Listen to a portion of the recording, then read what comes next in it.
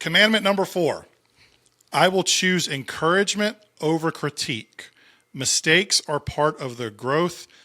I'll be their biggest fan, not their loudest critic, especially in the car ride home. This is psychological. I mean, this is physiological. Your brain will literally associate things with good things more than bad things. And if you don't know, I mean, I think it's an Andy Stanley quote, but it's like, if you don't know why you were successful, you won't be able to repeat that success. So rather than saying, why did you do this screw up thing? Why did you do this thing poorly? Why did you do this thing bad? Now, all of your associations with your child, which is the ride home, my association with my parent is going to be negative because your critique is negative.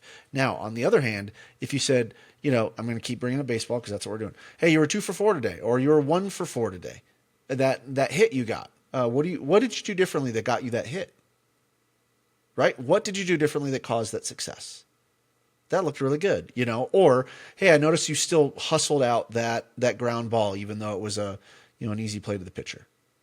Way to go! Like, choose things they can build on moving forward because you want them to repeat that. What gets rewarded gets repeated. So if I'll give you my version of that. Yeah, go for it. The soccer version. My daughter has, if you listen to the show for a while, it's like she's just a social soccer kid. Like, she doesn't really care about being great yet, and she had a game where she just played out of her mind, and it just seemed like she cared more. And after the game, I was like, hey, you see how good you can be out there?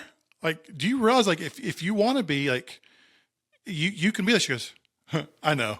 But, like, she got pride from it. Like, it wasn't a, like, man, you never try that hard. Why don't you try that hard all the time? Right. It was hey, you see what you could be. It's a calling to something as opposed to criticizing and helping her understand. Because I think the competition is going to come with her. She's competitive in other ways. Sure. And like most kids, once you get that little taste of how good you can be, a lot of times you want more and you want more.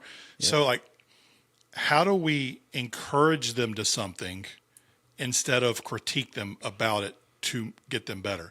If we can encourage them to get better, as opposed to tearing them down to make them feel guilty about being bad, then the joy will be what drives their performance, not the fear of failure. Yeah, for sure. Yeah, we had a kid that I coached this past couple seasons. Great kid, one of my favorite kids I've ever coached. And he is like the stereotypical, like, if there's a football movie, he's the offensive lineman. Whatever it is. He is just the offensive lineman.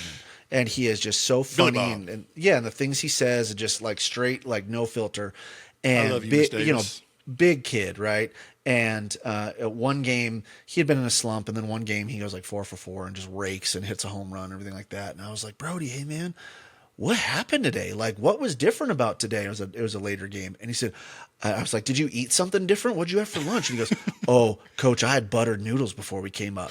And so now that became like the strawberry thing, where if he would go up, I'd be like, Brody, buttered noodles, like now something that, we can focus on encouragement now becomes something for continued encouragement. Cause you better believe that kid's got a smile on his face every time I go buttered noodles, cause like, oh, that's that noodle power you got there, Brody, and it's like, that's what we need to do is find what are those encouragement pieces that we can use that are going to have that lasting impact on those kids. Because it's also going to create, if you're a coach, it's going to create more of a connection. But as a parent, it's going to associate you with doing good things. Because parents bring so much more baggage into that interaction because you're also thinking about how they didn't clean their room or how they didn't set out their stuff or how late you were to practice or whatever. That they don't also need the post-game rundown in the car to be about negativity.